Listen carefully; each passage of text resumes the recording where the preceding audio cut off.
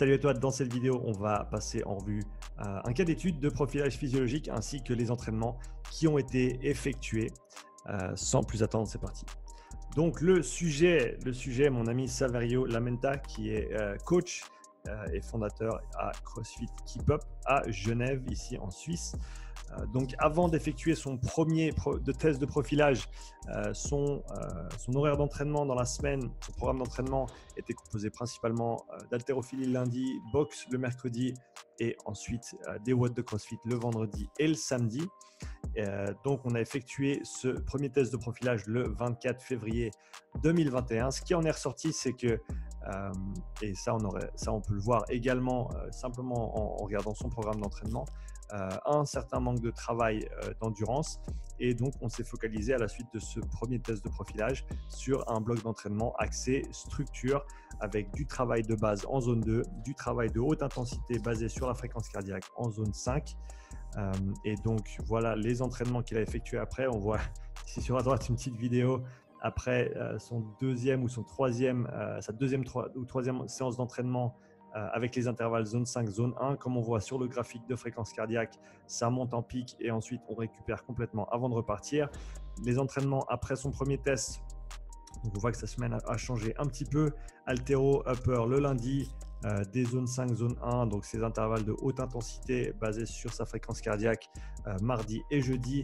On a un entraînement de boxe zone 1, donc récup facile le mercredi, un bas du corps le vendredi, un watt de CrossFit le samedi et le dimanche, une longue sortie à vélo en général.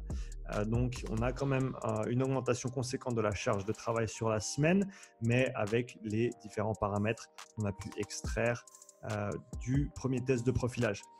Deuxième test de profilage qu'on a effectué un petit peu plus récemment au milieu du mois de mai, et donc là c'est même plus le même animal, et donc on va regarder juste après les différents résultats qu'on a pu obtenir à la suite de ce deuxième test.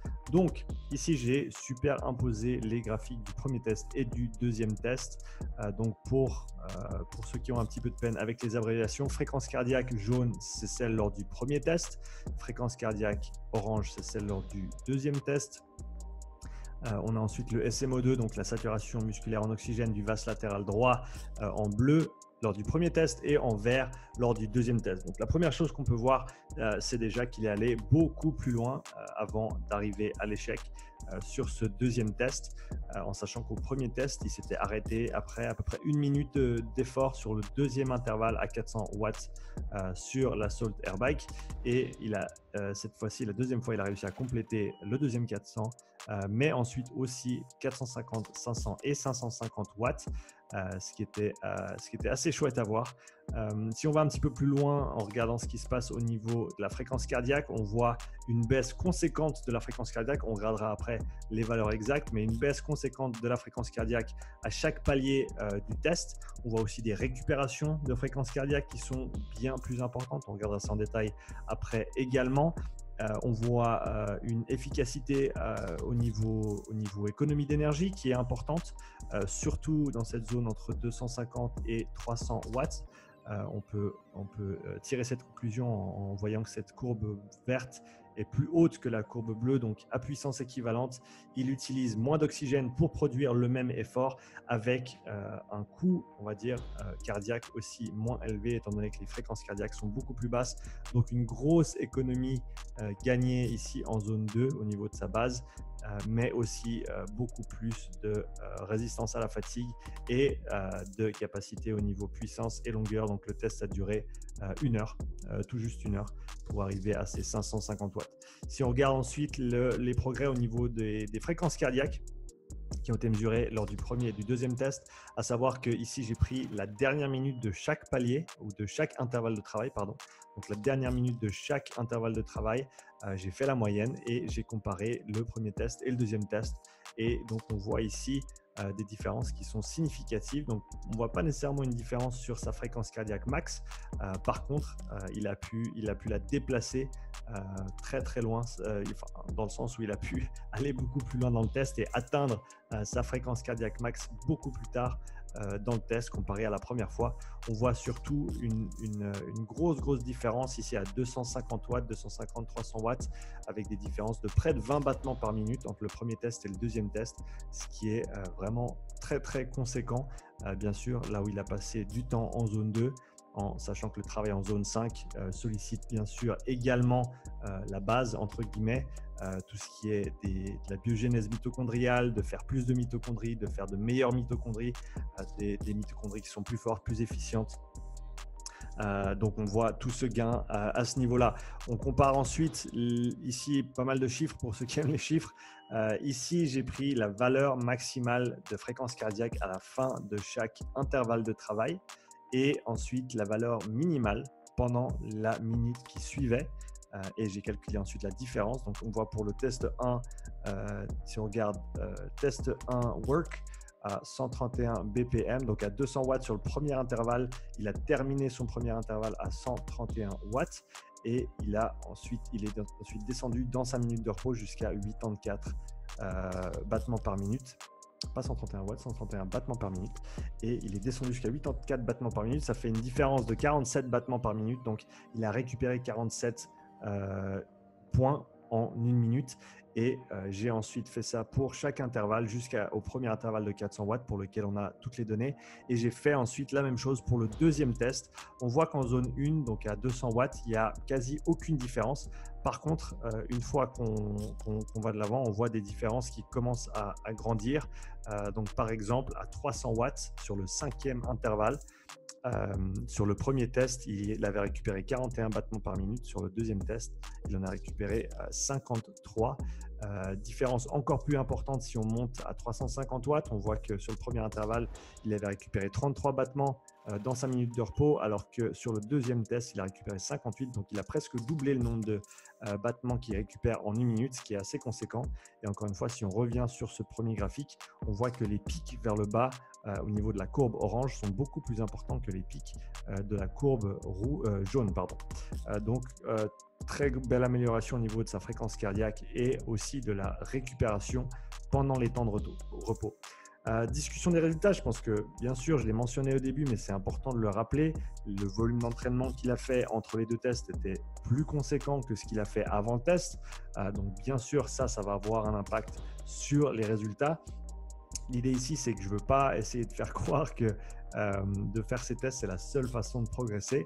Je pense que ce qu'on a tiré de ce premier test, c'était vraiment simplement d'avoir des zones de travail qui sont individuelles, qui sont précises, qui correspondent à ce dont il a besoin à ce moment-là dans le temps, en sachant que si j'avais basé des zones sur ces fréquences cardiaques, on peut, des estimations ou des pourcentages de fréquences cardiaques, on peut très bien voir qu'entre ces deux tests, les battements par minute n'étaient pas du tout les mêmes. Et donc 20 battements, même 10 battements ou 20 battements par minute, ça fait une grosse différence. Et que, en gros, baser des zones sur des pourcentages de fréquence cardiaque max ou pourcentage de fréquence cardiaque max estimé, ça ne se tient pas forcément. On peut avoir de la chance, on peut tomber sur les bonnes zones, mais encore une fois, avec les progrès, on doit pouvoir recalibrer ces zones d'entraînement afin de pouvoir toujours travailler dans les bonnes zones qui nous correspondent afin de continuer à progresser. Et donc, la suite de cette aventure, ça va être un nouveau bloc d'entraînement pour Sav qui va se concentrer sur cette fois-ci du travail respiratoire qui n'a pas encore abordé dans ses différents programmes d'entraînement.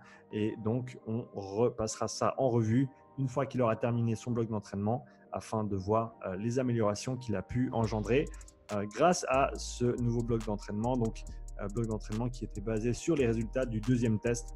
Et l'idée, c'est donc de faire un test, de prescrire les bonnes interventions au niveau entraînement et au niveau intensité et au niveau zone pour le bloc suivant et de retester pour déjà voir si on a bien fait le travail, voir si le travail effectué a été concluant et ensuite, bien sûr, recalibrer les zones de travail et rediriger la programmation pour continuer à progresser dans le temps. C'est toujours ça le but, c'est d'utiliser les données à bon escient pour orienter les entraînements et pas juste pour montrer des chiffres. Donc voilà, je vous laisse avec Sav pour la petite fin avec un petit mot de retour de sa part sur son ressenti au niveau du test, au niveau des entraînements et au niveau des résultats qu'il a pu en tirer. Et pour nous, on se voit dans la prochaine vidéo. Allez, ciao. Alors, Voilà, petite vidéo pour vous expliquer les différents ressentis que j'ai pu avoir sur les entraînements, sur le test, les entraînements et le test final après 8 semaines de travail. La première des choses, c'est que lors du premier test, on ne sait pas trop où on va. Les explications sont très bien données parce que on sait quels sont les paliers, on sait quels sont les watts. On rentre gentiment dans l'effort parce que mes paliers me permettaient justement de monter progressivement. On remarque assez rapidement quels sont les différents facteurs limitants qui peuvent arriver au fur et à mesure du test, étant donné que Sean nous les explique avant de démarrer. Donc pour ma part, c'est clair que mon rythme cardiaque était tellement haut que j'arrivais même plus à assumer le moindre effort arrivé dans mon dernier palier. Lors des entraînements, ce qui est très intéressant, c'est de savoir exactement où est-ce qu'on va. Alors, on se découvre quand même un petit peu parce qu'on a tellement l'habitude de faire des intervalles, entre guillemets, sur un temps de travail avec, par exemple, je dis une bêtise, du 40-20. On donne tout ce qu'on a et c'est peut-être pas un 40-20 qui nous correspond parce qu'au niveau limitation me concernant, j'avais besoin de savoir où travailler en termes de pulsation cardiaque et combien de temps y rester. Et ça, c'était très intéressant de savoir quand est-ce que le travail commençait réellement. Et au fur et à mesure, en augmentant les séries chaque semaine, c'est vrai qu'on s'accoutume à l'effort, on réussit progressivement à progresser, on réussit progressivement à progresser, c'est un peu bizarre de dire ça, mais on réussit à s'habituer à cette douleur qui s'installe. Et étonnamment, au lieu d'aller dans une douleur qui était beaucoup trop musculaire et qui me limitait au début, j'ai appris justement à savoir m'installer dans mes zones de travail et y rester. Et pour le test final, au niveau des sensations, c'était sincèrement le jour et la nuit. Comme vous avez pu le voir avec les résultats, c'est assez dingue. J'ai commencé à sentir le travail, vraiment la difficulté. J'ai commencé à la ressentir beaucoup plus loin, ce qui fait que ça m'a permis d'atteindre de plus en plus de paliers.